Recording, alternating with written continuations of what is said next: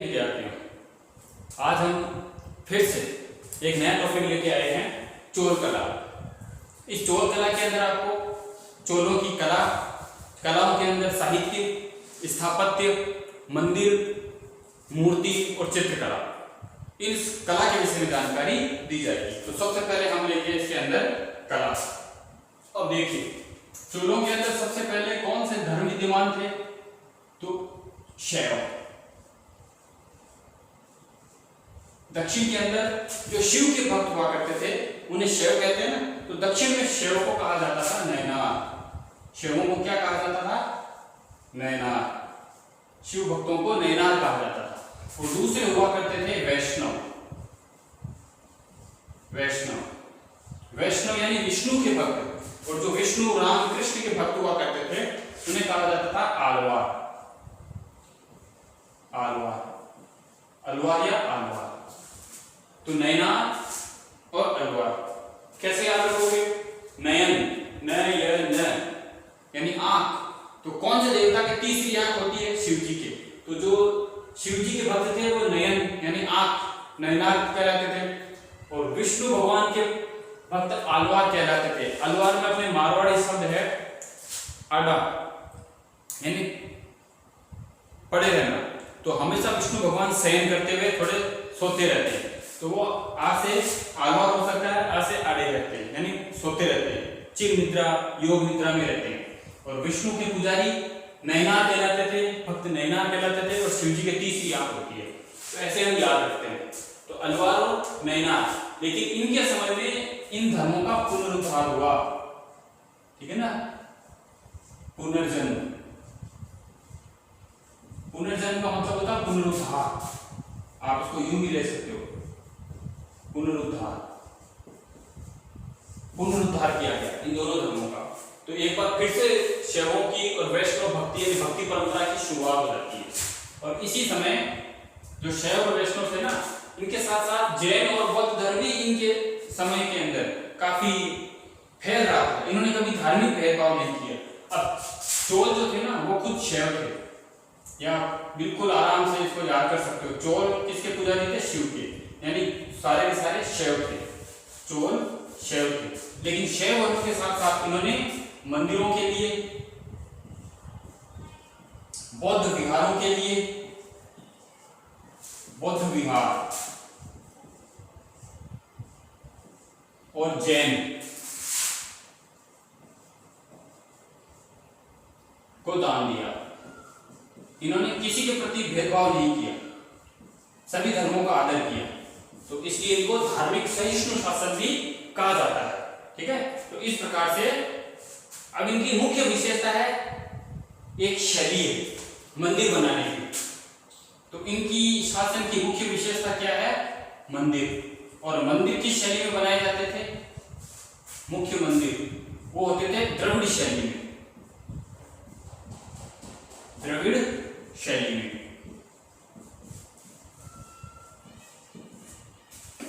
और इन द्रविड़ शैलियों की मुख्य विशेषता क्या होती थी? इन द्रविड़ शैलियों की मुख्य विशेषता होती थी विशाल और वर्गाकार विमान हुआ करते थे। और जैसे मुख्य विशेषता क्या होती थी मंदिरों की? विशेषता। तो पहली विशेषता होती थी विशाल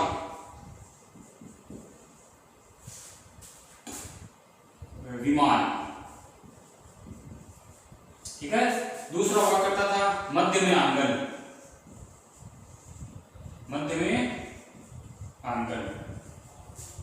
यानी मंदिर हुआ करते थे तो पहले उनको विशाल बनाया जाता था, खूब बड़े चौड़े मंदिर। अपने यहाँ छोटे मंदिर होते हैं ना, वहां विशाल बहुत बड़ी भूमि पर और बड़ा सा एक मंदिर यहाँ पर निर्माण कर दिया जाता था। और आपने देखा होगा इनके मंदिरों के शिखर भी काफी विशाल ऊंचे ऊंचे हुआ करते थे ऐसे।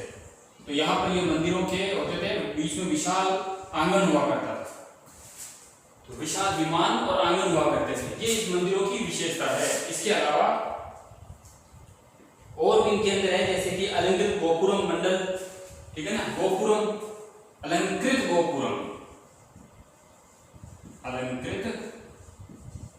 गोपुरम,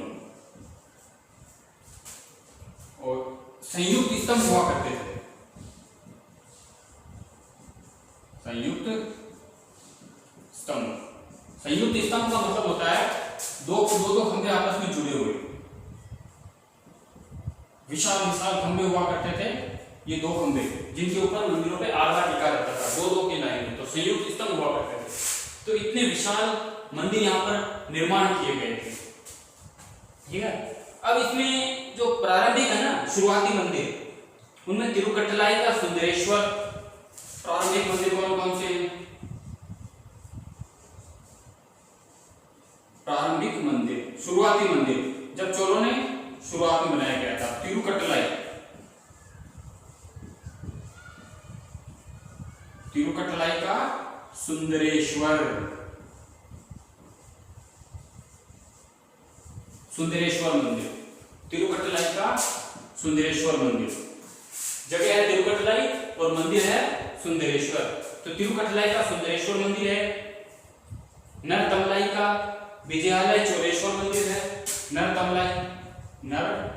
नरतमलाई ये एक जगह का नाम है, इसका विजयालय चोलेश्वर,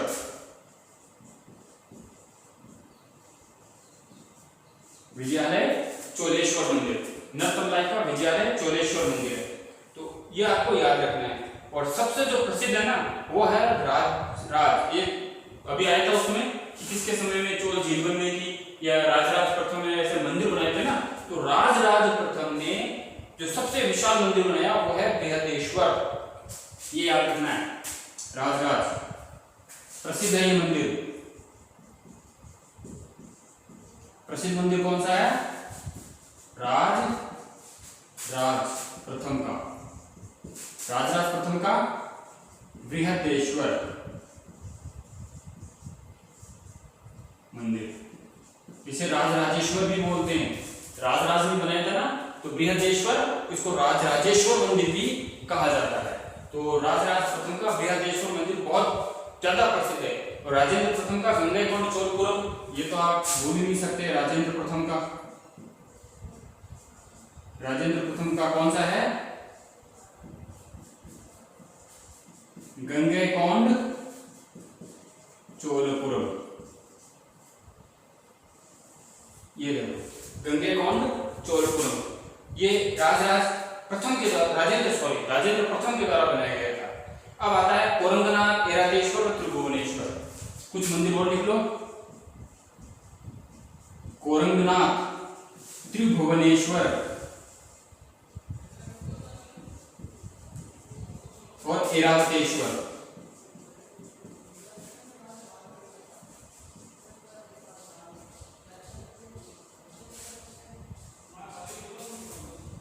ये है महत्वपूर्ण मंदिर, ठीक है। प्रसिद्ध मंदिर कौन कौन से आ जाएंगे आपके?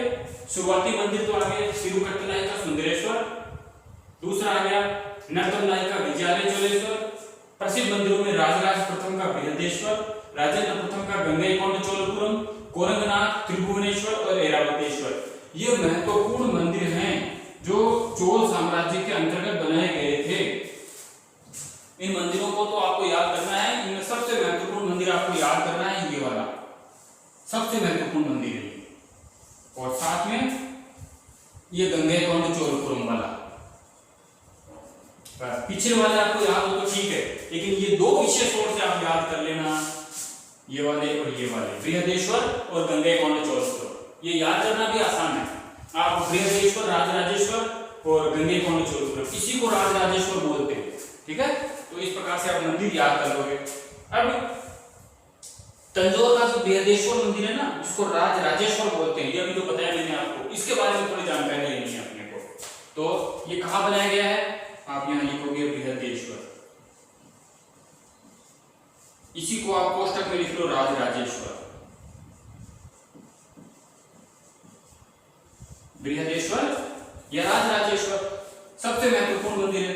अब देखो इसके बारे में आपको क्या बताया जा रहा है? इसको बताया जा रहा है कि इसका निर्माता पहले तो राजराज प्रथम था, मंदिर का चरमोत्कर्ष से, ठीक है ना। इसका निर्माता कौन है? राजराज, राजराज है, राजराज प्रथम है भाई, याद रखना है। कब से कब तक बनाया गया था? इस मंदिर का निर्माण हुआ था 1003 से 1111, ईस्वी तक। अब आप देखो लगभग 100 साल से ऊपर इस मंदिर का निर्माण कार्य चला था, लेकिन मुख्य निर्माता राजराज प्रथम को माना जाता है। तो 1003 से 1111 ईस्वी तक इस मंदिर का निर्माण चलता रहा था और राजराज प्रथम इसका मंदिर है। ये चरमोत्कर्ष माना जाता है।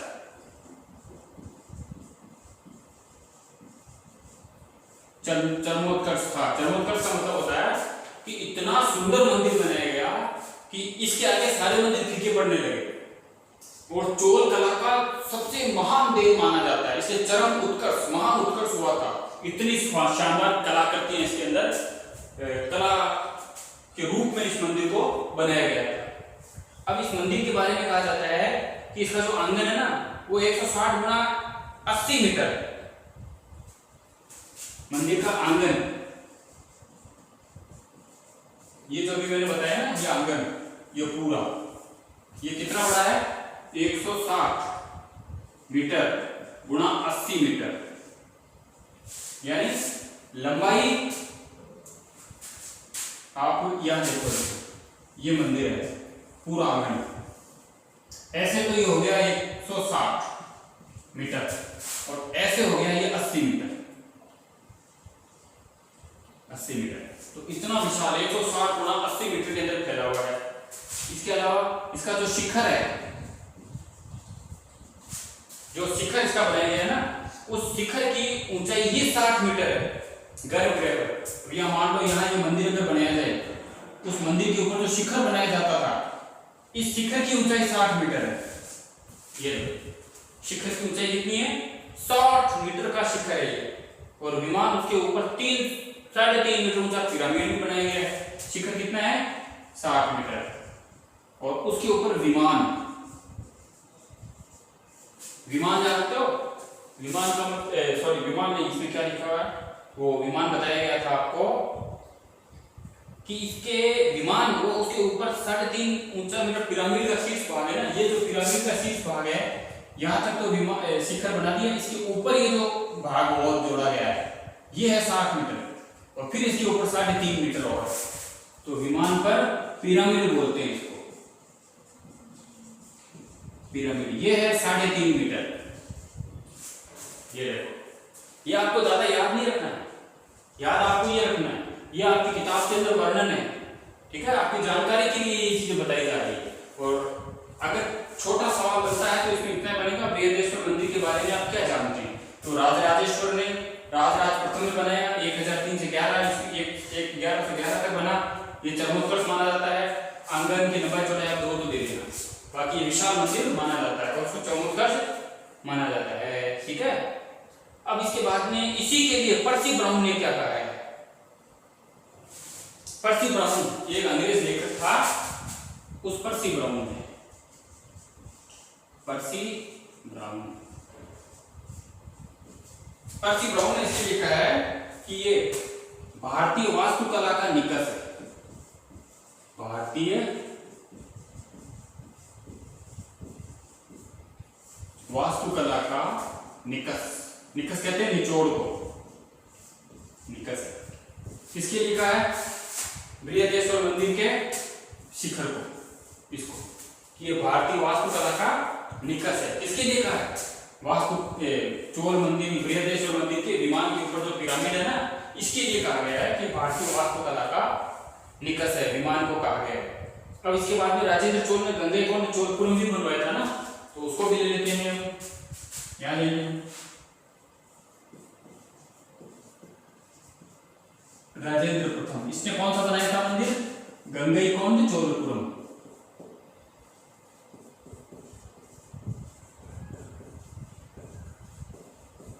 गंगैकोंड चोलपुरम ये मंदिर इसने बनवाया था। तो गंगैकोंड चोलपुरम जब इसने बनवाया तो 150, 50 और 8 मंजिला विमान, यानी इस मंदिर की जो लंबाई चौड़ाई है वो है 150 गुणा 50 मीटर लंबाई चौड़ाई। इसके अलावा विमान, ठीक है? गंगैकोंड चोलपुरम, इसका 150 मीटर लंबा और 50 मीटर चौड़ा इसका पूरा आंगन है। और विमान के बारे में कहा जाता है कि 8 मंजिला विमान 50 मीटर ऊंचा है। विमान कितना है? 8 मंजिला। और ऊंचाई कितनी है इसकी? 50 मीटर। ये विमान की ऊंचाई है। ये विमान, ये शिखर बहुत ऊंचा जो जा रहा है, इसका ये 50 मीटर ऊंचा है। अब इसको द्रविड़ चोल कला की परिणति कहा जाता है। ये जो विमान पूरा बना है ना, ये सारा, इस मंदिर को क्या कहा जाता है कि इसमें दो चीजें बनी है, एक तो द्रविड़ और प्लस चोल कला। द्रविड़ कला और चोल कला, चोल की परिणति, परिणति या परिणति, परिणति, परिणति तो विवाहिता हो जाती है ना, तो द्रविड़ चोल कला की परिणति, यानी ये दोनों मिलकर के इतना विशाल मंदिर बन गया। तो इन ये मंदिरों को आपको याद रखना है, ठीक है। अब हम लेंगे तक्षण कला। तक्षण कला का मतलब होता है मूर्ति कला। तो ब्रह्मा, विष्णु, नटराज, राज रानी, यहां पर हम लेते हैं इसको तक्षण, जिसको हम बोलते हैं मूर्ति कला। इन जमाने में ब्रह्मा, विष्णु, नटराज, राजरानी,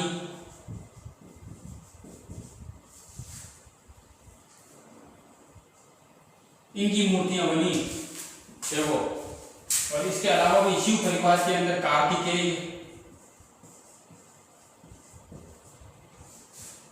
गणेश, पार्वती, ये मूर्तियां बनी थी। तो इतनी शानदार मूर्तियां बनी। और ये मूर्ति किसकी बनी थी? ये मूर्ति बनी थी पत्थरों की, पत्थरों की, अष्ट धातु की और कांसे की, कांसे की मूर्तियां बनाई गई थी। ये सारी की सारी मूर्तियां इतनी महत्वपूर्ण है। अब मंदिर की दीवारों पर और छतों पर भी इन्होंने चित्रकला बनाई थी। अब हम चित्रकला ले लेते हैं, इसके बारे में इतना लिखना है। ये इसकी सबसे महत्वपूर्ण मूर्ति मानी जाती है नटराज। नटराज आपने देखा होगा, हाथ ऊपर होते हैं शिव जी के, पैर ऊपर होता है और सिर से सांप निकलते हैं। नटराज नाचते हुए शिव की प्रतिमा है और उनके पैरों के नीचे एक राक्षस को दिखाया जाता है। तो वो नटराज यही की देन है। तो ये नटराज सबसे मोस्ट है, अष्ट धातु की मूर्ति है ये। अब आ जाओ चित्रकला। चित्रकला में आपको इतना ही याद रखना है कि चोलों की जो चित्रकला है ना, वो चित्रकला अजंता गुफा से प्रेरित है। अजंता चित्रकला,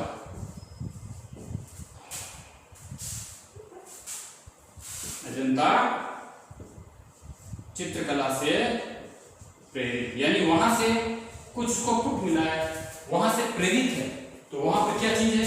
प्रेरित है। तो वहां पर धार्मिक चित्र है और यहां पर भी धार्मिक चित्र है, धार्मिक चित्रकारी।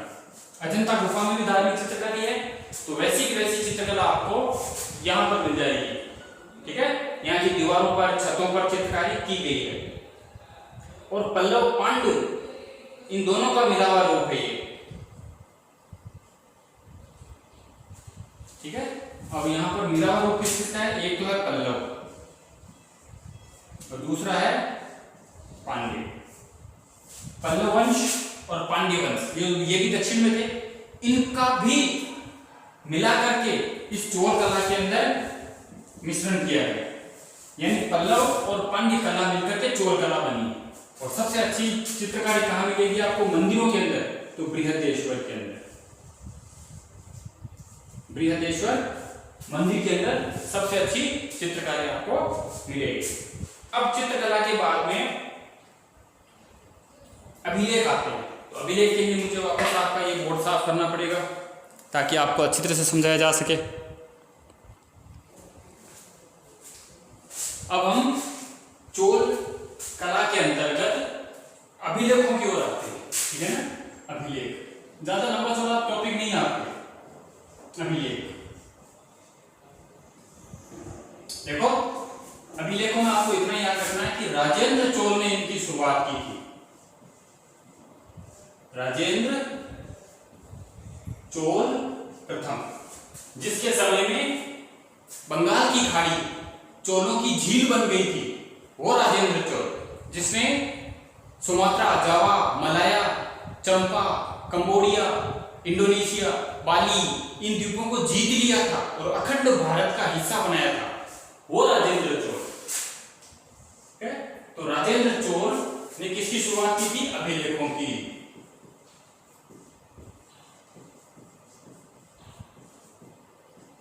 अभिलेखों की शुरुआत। अभिलेखों की शुरुआत की। इसके अलावा अभिलेखों की शुरुआत तो इन्होंने कर दी, लेकिन एक विशेष बात और है कि इसने ऐतिहासिक जो प्रशस्ति होती थी ना, वो ऐतिहासिक प्रशस्ति से अभिलेखों की शुरुआत करने का चलन बढ़ाया। तो ऐतिहासिक प्रशस्ति, ऐतिहासिक प्रशस्ति से शुरुआत। ऐतिहासिक प्रशस्ति का मतलब होता है कि यह अभिलेख लिखा जा रहा है, मान लो, ठीक है। अब अभिलेख लिखना है, मुझे मेरा वर्णन करना है, लेकिन मैं क्या करूंगा? पहले शुरुआत करूंगा गुणगान से। भगवान विष्णु या मैं जिसका भी पुजारी हूं, उसके बारे में मैं श्लोक लिखवाऊंगा, ठीक है। उनके बारे में उनकी महिमा का वर्णन करूंगा कि आपके आशीर्वाद से मैं शासन कर रहा हूं। हे प्रभु, मैं आपके आशीर्वाद से शासन कर रहा हूं। मैं राजाधिराज राजेंद्र चोल अधिपति, आपके आशीर्वाद से आपका भक्त हूं मैं, शासन आप कर रहे हैं, नाम मेरा है। तो इस प्रकार से ऐतिहासिक प्रशस्ति से शुरुआत की जाती थी।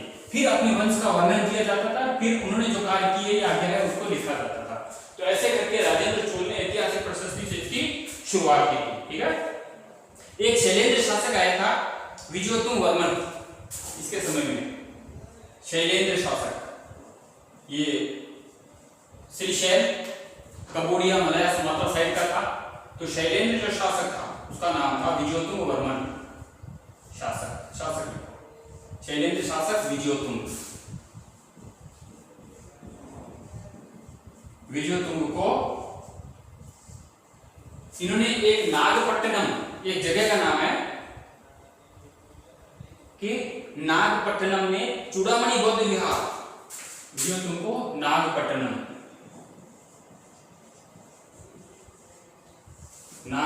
में बौद्ध विहार बनाने की आज्ञा दी थी।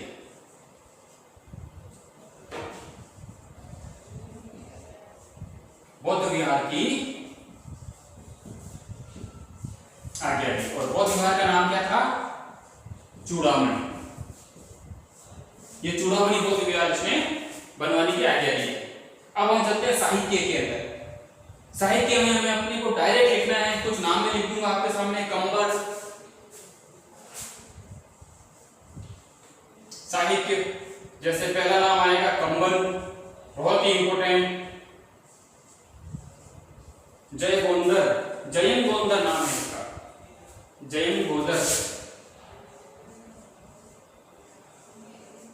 कंबन, जयन गोंदर। इसके अलावा पुलगेंदी, बुद्धमित्र, पुलगेंदी या पुगलेंदी या बुद्धमित्र, बुद्धमित्र। इसके अलावा पाबंदी,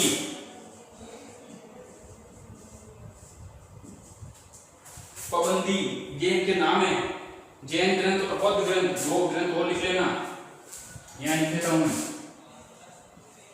जैन और बौद्ध, ये अंतिम टॉपिक होगा आपके इससे, चोल साम्राज्य, ठीक है।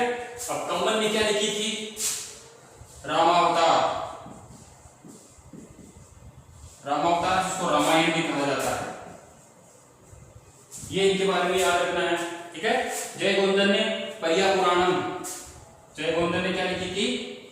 परिया पुराणम, ये इन्होंने पुस्तक लिखी थी। पुलकेंदी ने लिखी थी नलवेम्बर, क्या लिखी थी? नलवेम्बर।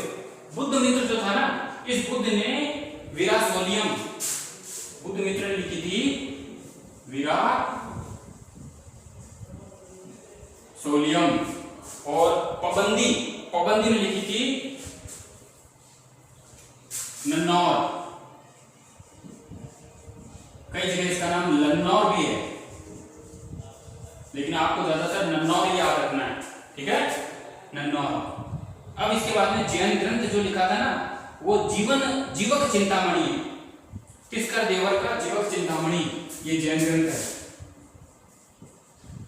तिस्कर देवर ये किताब, ये लेखक है तिस्कर देवर, इसने लिखा था जीवक चिंतामणि, जीवक चिंतामणि, ये देखो। और अब जो लास्ट किताब है वो है बौद्ध ग्रंथ। एक बौद्ध ग्रंथ है जिसका नाम है कुंडल केशी, कुंडल केशी, ये बौद्ध ग्रंथ है, ठीक है। ये पूरी किताबें आपके सामने आ गई है। अब 2-3 पॉइंट अगर आप और लिखना चाहो तो उसमें याद रख सकते हो कि इसके अंदर जो कंबल है, इसने रामावतार लिखा था। अब ये जो कंबल है ना, ये कुलोत्तुंग तृतीय के दरबार के अंदर था और तमिलों का स्वर्णकाल माना जाता है। ये कुलोत्तुंग तृतीय के दरबार में था। ये किसके दरबार में था? राजा था कुलोत्तुंग तृतीय, उसके दरबार में था। और इसका जो काल माना जाता है ना, वो तमिल स्वर्णकाल माना जाता है, तमिल स्वर्णकाल। साहित्य की दृष्टि से तमिल स्वर्णकाल माना जाता है इस कंबन के समय। कंबन बहुत महान कवि है, ओटकुट्टन, कंबन, पुगलेंदी, ये इसके त्रिरत्न माने जाते हैं तमिल चोल साहित्य के। इसके अलावा एक और है जय गोंदर, इसी के बाद में है ना जय गोंदर ने, इसने कलितुंग पर्णी ये लिखी है ना, जय गोंदर, ये परिया पुराण भी लिखी है और कलितुंग पर्णी, 2 किताबें याद रखो, कलितुंग पर्णी, ये भी इसकी पुस्तक का नाम है। तो कलितुंग पर्णी नामक ग्रंथ भी इसने लिखा था। जय गोंदर कुलोत्तुंग प्रथम का राज्य कवि था। ये कुलोत्तुंग तृतीय है और ये जय गोंदर किसके समय था? कुलोत्तुंग प्रथम, दोनों एक ही जगह थे। कुलोत्तुंग प्रथम का राजकवि। ये आप थोड़ा टॉपिक याद रखना है बस इनके बारे में। और सेकिलार का परिया पुराणम और पुगलेंदी का नलवेंदी भी रचना थी। सॉरी, मैंने गलती कर दी है, आपको यहां थोड़ा याद रखना है। ये देखो,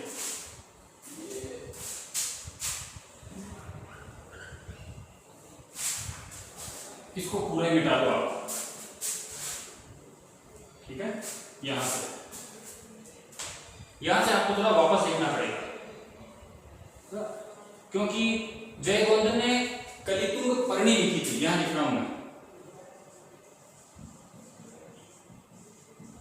जय गोंदर, इसने कलितुंग पर्णी लिखी थी, कलितुंग पर्णी। यहां मैं कंफ्यूज हो गया, इतने नाम मिलते हैं अगलम बगलम में कि मैं खुद कंफ्यूज हो गया हूं, मैं माफी चाहता हूं। तो आप यहां पर ही थोड़ा ध्यान रखोगे, ठीक है ना। तो वापस इसको आप रिपीट कर लेना, सॉरी इसके लिए, कि जय गोंदर ने कलितुंग पर्णी की किताब लिखी थी, ठीक है ना। जय गोंदर ने लिखी थी कलितुंग पर्णी। और ये जो जय गोंदर है, कुलोत्तुंग प्रथम का राज्य कवि था, कुलोत्तुंग। कुलोत्तुंग प्रथम का राज्य कवि था। यहां थोड़ा ये आप 1 2 3 4 5 6 7, यहां मैं 8वां और लिखूंगा अभी आपके लिए, ठीक है। तो ये जय गोंदर के बारे में आप लिखोगे। और ये जो परिया पुराणम है ना, ये शेकिलार की रचना है। ये परिया पुराणम, एक लेखक था शेकिलार, उसकी रचना है परिया पुराणम,